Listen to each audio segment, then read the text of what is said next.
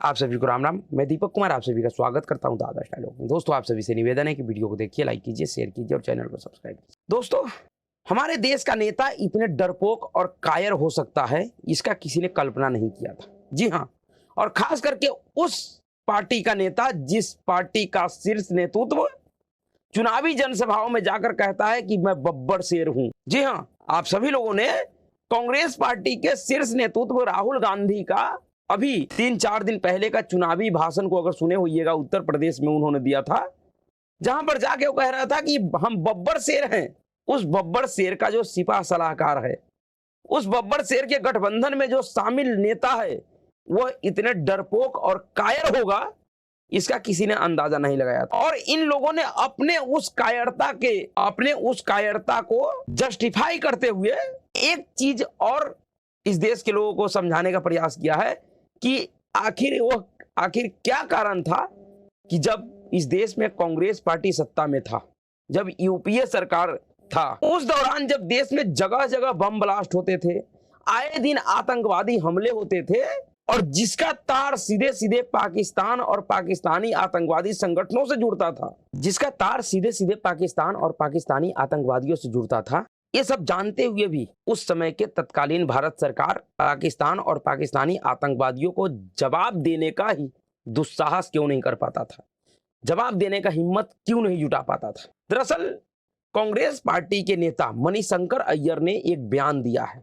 जिस बयान को सुनकर यह कोई नहीं कह सकता है कि मणिशंकर अय्यर भारत का नेता है। ऐसे भी मणिशंकर अय्यर का पाकिस्तान प्रेम नया नहीं है, बरसों पुराना है। और बरसों का मतलब है कि जब वह राजनीति में आए, उससे पहले वह एक आईएफएस ऑफिसर रह चुके हैं, तभी से उनका पाकिस्तान प्रेम जग जाहिर है। और सिर्फ पाकिस्तान प्रेम ही नहीं, वो भारत के हर एक दुश्मन देशों का प्रेमी रहा है, जिससे भारत को खतरा होता है। मणिशंकर अय्यर ने एक बयान दिया है, उनके बयानों को सुनिए। मणिशंकर अय्यर के इस बयान में पूरे इंडी अलायंस का राजनीतिक एजेंडा आपको समझ में आ जाएगा कि किस प्रकार से इस तरीके का डरपोक नेता और इन डरपोक नेताओं के द्वारा बनाया गया यह गठबंधन इस देश के लोगों को बेवजह डराने का प्रयास कर रहा है। और डरा भी किससे रहा है?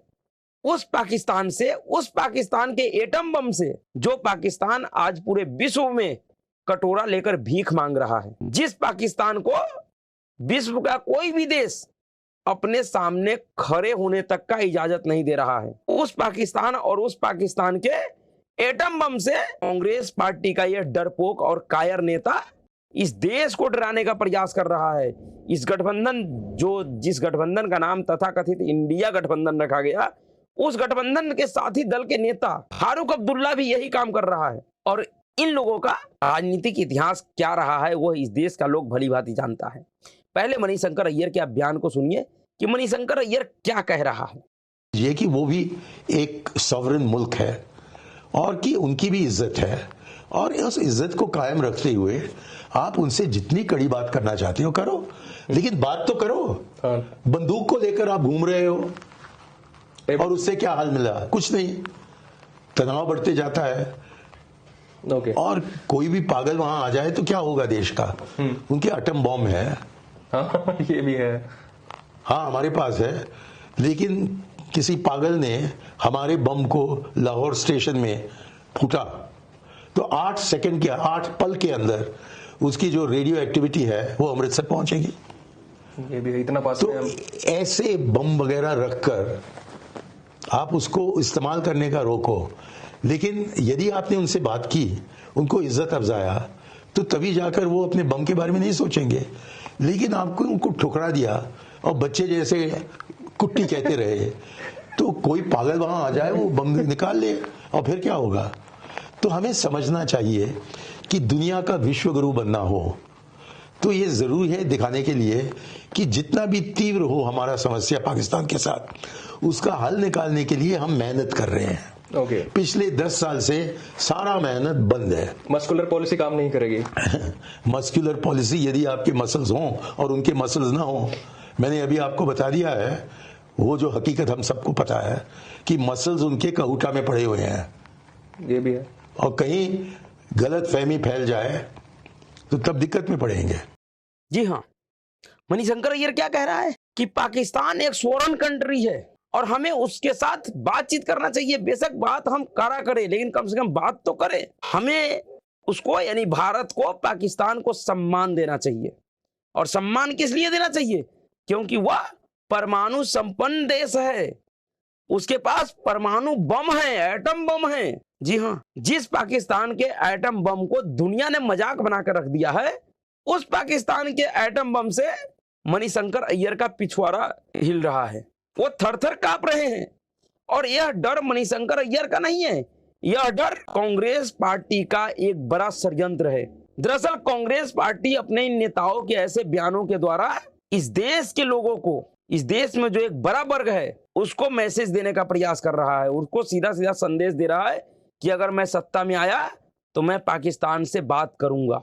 यह मणिशंकर अय्यर, यह पाकिस्तानी दलाल उस पाकिस्तान से बात करने का बात कह रहा है, उस पाकिस्तान को सम्मान देने का बात कर रहा है जिस पाकिस्तान ने जब तक इस देश में कांग्रेस पार्टी का सत्ता रहा है, तब तक इस देश को नाक में दम करके रखा था। 2014 के बाद से देश के बाहर पाकिस्तान और देश के अंदर कांग्रेस पार्टी दोनों ही आज जिस स्थिति में पहुंच चुका है, दोनों के लिए सर्वाइवल का, दोनों के ही सर्वाइवल पे प्रश्न चिन्ह लग गया। दोनों को ही समझ में नहीं आ रहा कि उनका आगे का सफर कैसे, दोनों को ही समझ में नहीं आ रहा कि वो अब आगे अपने सफर को कैसे ले जाएं। यह मणिशंकर अय्यर उस कांग्रेस को सम्मान देने का बात कर रहा है, जिस कांग्रेस, यह मणिशंकर अय्यर उस पाकिस्तान को सम्मान देने का बात कह रहा है जिस पाकिस्तान के लिए कल ही एक रिपोर्ट आया है आईएमएफ का। आईएमएफ के अधिकारियों ने पाकिस्तान को लेकर एक रिपोर्ट जारी किया है जिसमें कहा गया है कि पाकिस्तान का हालात बहुत खराब है, पाकिस्तान बहुत जल्द ही दिवालिया हो जाएगा। पाकिस्तान में आर्थिक संकट बहुत विकट स्थिति में है, आर्थिक तौर पे पाकिस्तान पूरी तरीके से बर्बाद हो चुका है, क्योंकि पाकिस्तान आईएमएफ से एक टॉप अप लोन मांग रहा है। और लोन किस लिए मांग रहा है? क्योंकि पाकिस्तान को अभी कुछ महीनों के अंदर 21 बिलियन डॉलर का कर्ज चुकाना है, जो बेगर कर्ज लिए आईएमएफ से पाकिस्तान के लिए संभव नहीं है। और पाकिस्तान के इसी मांग को देखकर आईएमएफ के अधिकारी पाकिस्तान में, इस्लामाबाद में आया था निरीक्षण करने के लिए। उस निरीक्षण में उन्होंने यह रिपोर्ट दिया है कि पाकिस्तान का जो स्थिति है वो बद से बदतर है, पाकिस्तान आर्थिक तौर पे पूरी तरीके से बर्बाद हो चुका है, पाकिस्तान के लिए कर्ज लौटाना संभव नहीं है, इसलिए और अधिक कर्ज देना आईएमएफ के लिए भी संभव नहीं है पाकिस्तान को।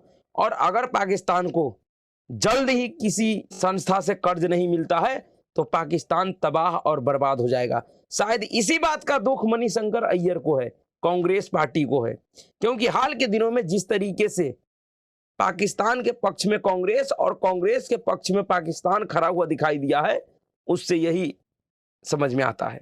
उधर इंडिया अलायंस के नेता फारूक अब्दुल्ला ने भी एक ऐसा ही बयान दिया। रक्षा मंत्री राजनाथ सिंह जी पीओके को लेकर एक बयान दिया था। उन्होंने कहा था कि पीओके भारत का अभिन्न अंग है और हम उसे लेकर रहेंगे, इसमें किसी तरीके का कोई दो मत वाली बात नहीं है। रक्षा मंत्री राजनाथ सिंह जी के इस बयान का जवाब पाकिस्तान और पाकिस्तान के नेताओं ने तो नहीं दिया, लेकिन जो भारत में पाकिस्तानी दलाल बैठा हुआ है, खास करके जम्मू कश्मीर में फारूक अब्दुल्ला, महबूबा मुफ्ती और जितने भी जो वहां पे अलगाववादी नेता है, वो सब के सब एक तरीके से पाकिस्तानी दलाल है। उस फारूक अब्दुल्ला ने रक्षा मंत्री के इस बयान का जवाब दिया। उसने कहा कि पाकिस्तान चूड़ियां नहीं पहना हुआ है, समझ जाइए। अपने देश, भारत देश का रक्षा मंत्री कह रहा है कि हम पीओके वापस लेंगे, पीओके भारत का अभिन्न अंग है। उसके विरोध में भारत का ही एक नेता, जो दलाल भारत का ही खाता है, भारत के ही पैसों पे ऐश मौज करता है, वह कह रहा है कि पाकिस्तान चूड़ियां नहीं पहना हुआ है, पाकिस्तान एक एटमी पावर है, उसके पास एटम बम है। जी हाँ, यह बयान फारूक अब्दुल्ला का है रक्षा मंत्री के बयान के जवाब में।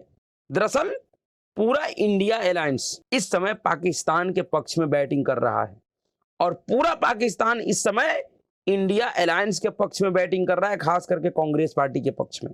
अभी कुछ एक हफ्ते पहले पाकिस्तान के पूर्व मंत्री इमरान खान सरकार में मंत्री रहे फवाद चौधरी ने राहुल गांधी का कांग्रेस पार्टी का जमकर तारीफ किया है। फवाद चौधरी भी कह रहा है कि भारत से इस बार नरेंद्र मोदी को सत्ता से हट जाना चाहिए, उसको बाहर हो जाना चाहिए और सत्ता में कांग्रेस पार्टी को आना चाहिए और राहुल गांधी को प्रधानमंत्री बनना चाहिए। यानी कि जिस पाकिस्तान को नरेंद्र मोदी बर्दाश्त नहीं होता है, वह पाकिस्तान राहुल गांधी का स्वागत करने के लिए पहले से ही तैयार बैठा हुआ है। उस पाकिस्तान को राहुल गांधी से कोई गुरेज नहीं है, कांग्रेस पार्टी से कोई गुरेज नहीं है। क्यों गुरेज नहीं है? क्योंकि पाकिस्तान को पता है कि अगर भारत में कांग्रेस पार्टी सत्ता में आ जाती है और कांग्रेस पार्टी का सरकार बन जाता है तो फिर से हमारा जो बिगड़ा हुआ हालात है वह सुधर जाएगा। क्योंकि पाकिस्तान के हालात को सुधारने का पूरा गारंटी कांग्रेस पार्टी के हाथ में है। जब तक कांग्रेस पार्टी सत्ता में रहा है तब तक पाकिस्तान और कांग्रेस दोनों ने एक दूसरे के सहयोग से बहुत अच्छा स्थिति में अपना समय व्यतीत किया है। लेकिन जब से इस देश में सत्ता परिवर्तन हुआ, कांग्रेस पार्टी सत्ता से बाहर गया, तब से कांग्रेस पार्टी और पाकिस्तान दोनों का हालात एक जैसा है। दोनों ही आर्थिक तौर पे भीखमंगे हो गए हैं।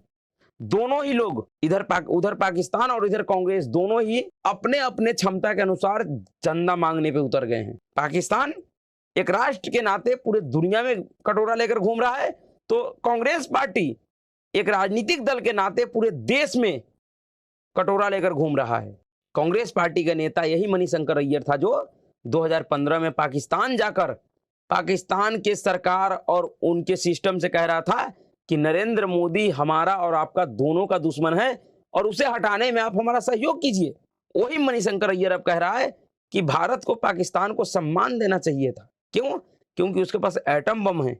अगर वो एटम बम कहीं फोड़ देता है तो उसका सीधे सीधे असर भारत पे होगा। इस मूर्ख को ये नहीं पता है कि पाकिस्तान एटम बम का रट तो न जाने कई एक सालों से लगा रहा है। उनके इस रट्टा के बावजूद भी जब से नरेंद्र मोदी सत्ता में आए तब से दो बार पाकिस्तान को घर में घुस कर दोनों कान लाल कर दिया। कहां गया उसका एटम बम? दरअसल सवाल यहां एटम बम का नहीं है, सवाल यह है अपने अपने सर्वाइवल का। कांग्रेस को भी पता है कि हम जब ही सर्वाइव करेंगे जब हमारा पाकिस्तान सहयोग करेगा, और पाकिस्तान को भी पता है कि हमारा सर्वाइव जब ही संभव है जब हमें कांग्रेस सहयोग करेगा, और कांग्रेस तभी सहयोग करेगा जब वह सत्ता में रहेगा। इसलिए इस समय कांग्रेस और पाकिस्तान दोनों का एक ही मुद्दा है कि किसी भी तरीके से भारत में सत्ता परिवर्तन हो जाए, नरेंद्र मोदी सत्ता से बाहर हो जाए और नरेंद्र मोदी और भाजपा के अलावा कोई भी सत्ता में आ जाए, उससे इन दोनों ही लोगों को कोई फर्क नहीं पड़ता है। क्योंकि दोनों को पता है कि नरेंद्र मोदी के अलावा, भारतीय जनता पार्टी के अलावा दूसरा विकल्प इन्हीं लोगों के पास है, और प्रधानमंत्री चाहे कोई भी रहे, ऑर्डर हमेशा कांग्रेस पार्टी का ही चलेगा और कांग्रेस पार्टी में राहुल गांधी का ही चलेगा। इसलिए इस बार का जो लोकसभा चुनाव है वो बहुत ही महत्वपूर्ण है। अब तक के सभी लोकसभा चुनावों से महत्वपूर्ण इस बार का लोकसभा चुनाव है। इस देश के लोगों को समझना चाहिए कि यह चुनाव इस देश हित के लिए कितना जरूरी है और किस तरीके से इस चुनाव को प्रभावित करने का प्रयास देश और विदेश में बैठे हुए देश विरोधी शक्तियां कर रहा है। अभी के लिए इतना ही। अगर आपको वीडियो अच्छा लगा, वीडियो को लाइक कीजिएगा, शेयर कीजिएगा और चैनल को सब्सक्राइब कीजिएगा। नमस्कार।